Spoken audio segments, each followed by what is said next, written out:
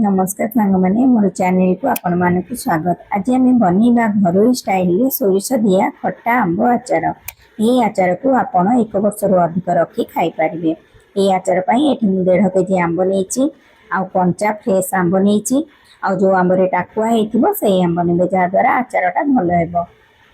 देखो आंब को केते बड़ बड़ पीस करके काटी नहीं देखते आंब को धोईकी भल भाव में सुखे नहीं काटी कि जेहेतु मोर आंबर कोईली भितर पोक हो जाता से मत काटला आउ थे धोवाई पड़ी धोईकी गोटे जाली धरे कि समय होल कर रखी तार एक्सट्रा पानी निगड़ी जापर कि समय फैन तले देनेबी ताधर जहाँ भी पानी अंश अच्छी से सुखीज। देखो आंब ए पूरा भल भाव सुखी जाइए गोटे बड़ जगह को दे नहीं एबे से लुण दे नौ 3-4 चामच पाखापाखि लुण दे नहीं आउ हलदी गुंड दे नहीं 2 चामच। एबे आपको मिक्स करके 4-5 घंटा रेस्ट पाई छाड़ीदेवी। एबे कवर करके रेस्ट करिया देछि। देखंतु एठी 4-5 घंटा जगह मैं पूरा ओवरनाइट ताको छाड़ी देइथिली। ता पर दिन सकाळु देखंतु आंब धरे केते पानी हे जाइछि, जूस बाहरी जाइछि। एबे आंब को गोटे थर मिक्स करके आउ थरे ताको कुछ समय रेस्ट पाई छाड़ देइथिली। तापर किछ समय पर आउ थरे आंब को भल भाव मिसेइकी गोटे कुलारे गोटे जरी बिछे नहीं। एबे आंब को ताधरे सब देनेबी पानी जमा भी देविनी। पानी धोर पूरा से जो जूसटा अच्छी आंबरे से जूसटा छाणिकी आंबटा को देनेबी। देखो खरारे आपको देनेबी केवल तार ऊपर जो पानी अंशटा अच्छी से सुखिया पर्यंत देवी, बेसी सुखेबेनी। देखो एठी मु 2 दिन पर आंब देखि पाथुए केते बढ़िया सुखी जाइछि, बेसी ड्राई हेनी। बेसी ड्राई हो गले आचार भल हेबनी। आंब जेहेतु पानी रू छाणी सुखई आचार तो लुण हेबनी से लुण आउ दे नहीं आउ आचार दबा गोटे मसला रेडी करी। मसला 7-8 शुखला लंका नहीं, गोटे चामच मेथी नहीं आउ पानमहुरी गोटे चामच नहीं। मेथीर क्वांटिटीटा सब कम रखिए, मेथी बेसी हेले आचार पिता हो।